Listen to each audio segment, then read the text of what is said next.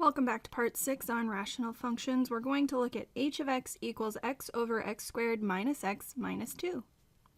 Our first step is to factor the function. So we have x over two binomials, x, and x will be the first term in each binomial. And we'll say minus 2 and plus 1 should give us the second terms in each binomial respectively. Checking that no numerator and denominator divides out, which none do, we can move on to step 3, which is find all asymptotes. We have asymptotes at x equals -1 and at x equals 2. Those are our vertical asymptotes. We have a horizontal asymptote at y equals 0 because the degree of the numerator is less than the degree of the denominator. We'll also check to see if our graph crosses the horizontal asymptote, and if so, where. We'll do this by setting the whole equation equal to 0.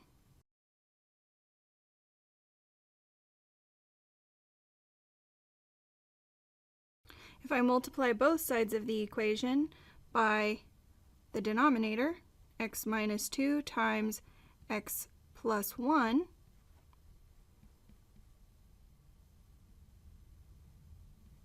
I get x is equal to 0.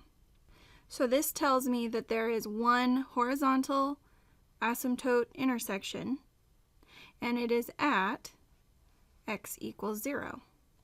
If I find h of 0, that will give me the vertical coordinate for my intersection point.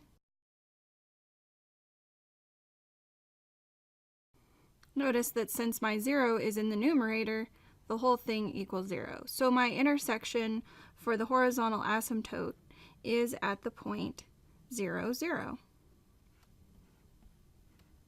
To find x intercepts, we set y equal to 0. Which we've already done. To find y-intercepts, we set x equal to 0. This will give us 0 over 0 minus 0 minus 2, which we get 0. So basically, we did the same thing twice, but it won't always work that way. But I'm going to show you a very interesting way of doing these problems, but it's based on the rules of multiplication and division with signs.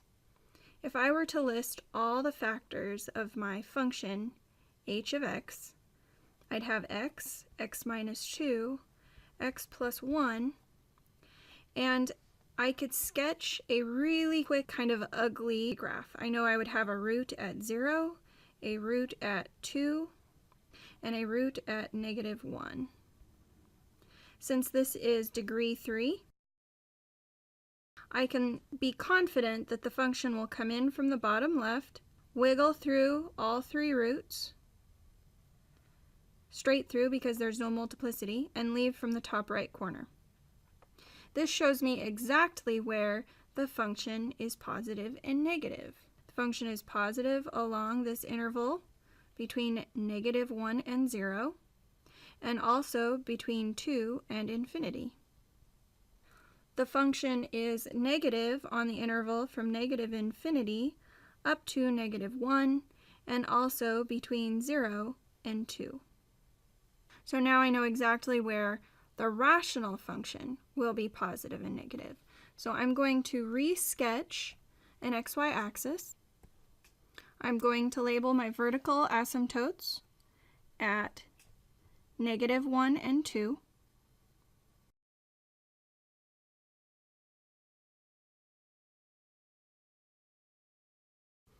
I'm going to label my horizontal asymptote at y equals 0.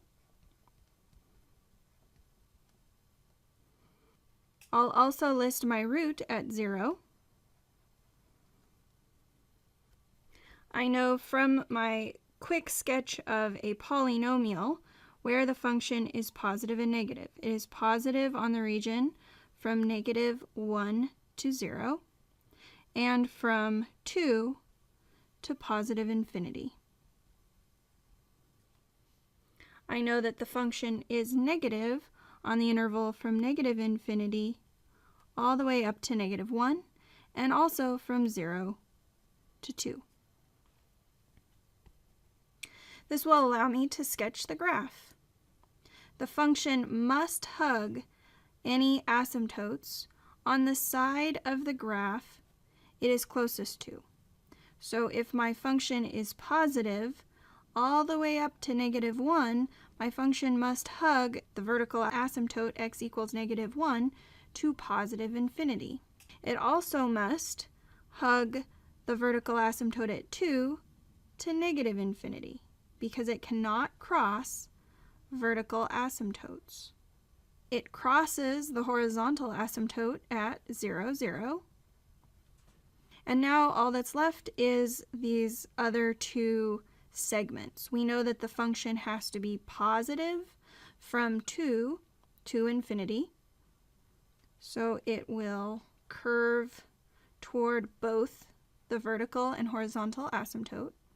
And we know the function is negative or below the x-axis from negative infinity all the way up to the vertical asymptote at -1. So the shape of my function is something like this.